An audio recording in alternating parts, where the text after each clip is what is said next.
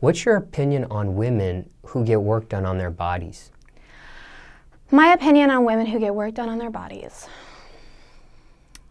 I think that if it's something that will make you happy in the end, you know, do it. You know, I don't really think it's something bad, because, like,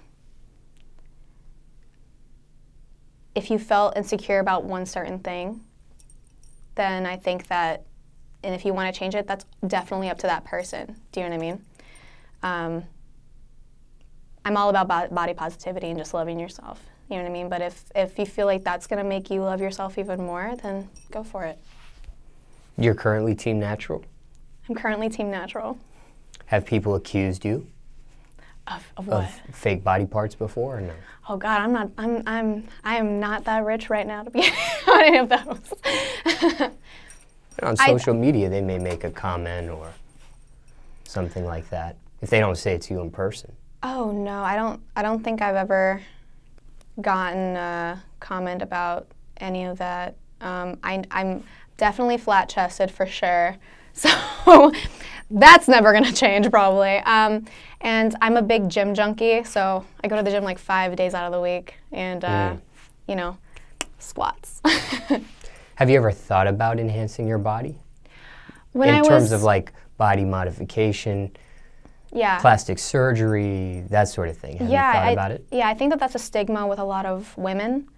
When I was in high school, I had really bad body dysmorphia, and I was bulimic, and I suffered with that for about 5 years. And when you suffer through something like that mentally, it really made me hate myself physically. And so I would be like, I want to get this done. I want to get my chin done. I want to get my nose done. Like, it was a constant battle with myself because, you know, I wasn't mentally strong at that time, dealing with bulimia and dealing with an eating disorder, you know? And so it's tough, you know? How'd you get through that? My family. I will have to say my family. It was one of the hardest things. I had a friend at the time while I was introduced to it by a friend, and she was one of my best friends, and she would be like, you want to binge and purge? And so like that was our constant thing. And I was already a size 4 at the time. I was 17 and I was a size 4, and once I started really getting into the motion of it, I started hating my body, which was something that, you know, I was used to it before, but I guess it was just something that really caused a lot of pain in me, and my family saw that. I mean, they really tried to help me through it. I didn't go to like therapy or anything like that. It was mainly just like self-sacrifice, trying not to do it anymore. Why did it last for so long, 5 years? It was also kind of like being in the industry. It kind of causes you to kind of see yourself in a way that isn't beautiful, because others say that you're not up to par with looking a certain way.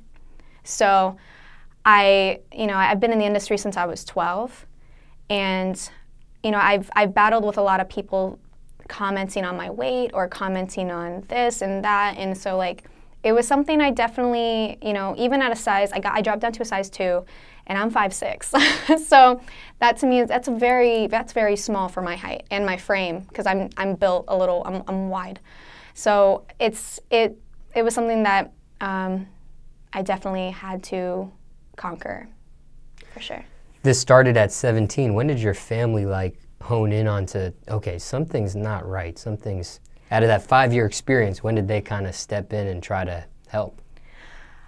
When you're bulimic, I threw up a lot in the toilet, and I know this is so gross, but sometimes the residue from when that happens can still stay, and so my mom would get confused, like, why does this keep looking like this? Like, why does it keep happening? And so then it started, and then after they found out about that, I would do it in the shower, and I know that sounds disgusting, but I mean that's kind of like how I would do it, or I would go to restaurants and do it there.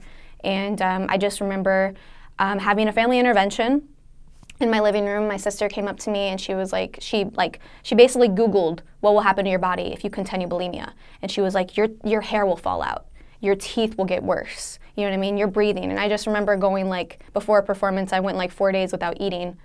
And it was just a really bad time for me at the age. They found out at the age of 18. I was doing it for a full year until they realized that I was doing it. But it took, excuse me, it took 4 years to still wean off of it was still a process. It was still a crazy process that I'm glad that I don't do that anymore. Like, it's something that I'm like thankful for. Is this over for sure, or can you relapse back into it? Do you need to seek professional help on this eventually, or? It's something that, you know, when I have friends and they talk about themselves in ways that like remind me of the way I used to talk to myself. You know, beautiful girls that are built beautifully, like gorgeous, and they'll say so many hateful things about the way that they look, or, you know, oh, I'm this and I'm that, I look heavy in this and da da da da. And to me, it does bother me. It's like a trigger sometimes, because I'm just like, please don't talk like that, you know, because for me that brings back a lot of memories about the way that I would just down myself. The friend that got you into it, are you still in communication with them? When did they get cut off from you? A year into it. So I was friends with her from 17 to 18, around the time that my family had found out. Now, were you ever part of a support group or other girls that had the same issue? Or did you have other people that had the same issue and you kind of all got through it around the same time, or was this just a self-battle? It was a self-battle. I don't remember meeting a lot of people at that time. At that time, I was working a lot and waitressing. I took a break off of music, and it was just something that I kind of had to get through by myself. I went a couple years kind of just distancing myself from people, so kind of just focus on me and kind of better myself. Somebody watching this, maybe they're going through it right now. What do you say to that person? Well, one, you're beautiful, and other people's words do not dictate the beauty that's inside of you. You know what I mean? The person that you're looking at in the mirror and the person that you think that you see is not the person that you are. You're not this, you're not that, you're not ugly, you're not just, it's all about self-love, and it's all about really accepting the body that God gave you. And you know, I think that that's something that I wish somebody would have told me. You know, it's hard, especially if you are already doing it and it's something that you are currently battling with. It's hard to stop. It's an addiction. And it's something that I would say go to the closest person to you that doesn't know, tell them. Let them know what you're going through. And the people that really love you will be there to support you through anything. You know what I mean? I'm very lucky to have had my family, because without them, I probably would have ended up in the hospital or something. It never got that bad where you had to go to the hospital? It almost did. It almost did. I remember collapsing on the stairs, and I just remember the left side of my stomach. It felt like somebody was squeezing something, and it was to a point where it was so bad. I mean, I threw up 3 times a day. Like, I threw up 3 times a day. Breakfast, lunch, dinner. Sometimes I even go, I just throw up. If I didn't eat anything that day, I'd still throw up. And I remember I actually recently found a journal of mine when I was 17, and I used to have one of those, tape measurers, like the ones that you can like wrap around yourself or something. And I would every day measure my waist, my bust, and my hips. And I would say like, oh, I only had an apple today. Like, I would write down what I ate, you know? And I read this a couple months ago. I got it out of my closet. I didn't know I still had it.